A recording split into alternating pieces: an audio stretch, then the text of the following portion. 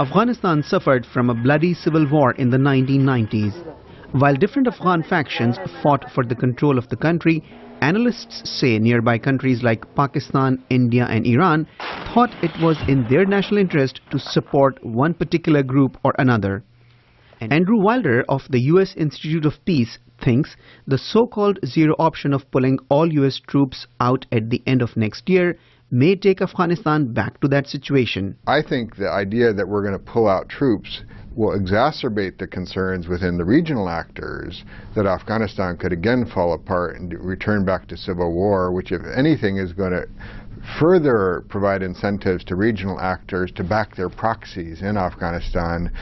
Wilder says another concern is that while the US does not have a military presence in neighboring Pakistan, instability in one country impacts the other. In recent years, Pakistan has been badly hit by several terrorist groups. Wilder says leaving no troops in Afghanistan would further embolden militant groups in Pakistan. The biggest concern would be for the Pakistani Taliban, TTP. I mean, because they could then get inspiration. Well, look what happened in Afghanistan. They defeated this invading power, and that could be mobilizing for the TTP and other militant groups in Pakistan.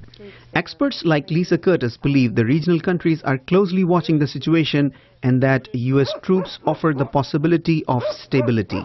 If the US would come out and commit to keeping a robust troop presence, say anywhere between 10 and 20,000 US troops, then I think you create more confidence that the situation in Afghanistan can be stabilized, and you hold out the hope that countries like Pakistan may get on board with a political solution and may cooperate more effectively. But if experts say taking all the troops out of Afghanistan is a bad option, then why did the White House say it was on the table? Some observers think that the White House is simply using that as a bargaining chip, that it's really bluffing, that it has no intentions of leaving zero troops, but it's trying to force Karzai to be more reasonable in the negotiations of the bilateral security agreement. But in my opinion, both the Karzai administration and the Obama administration are, using the wrong tactics.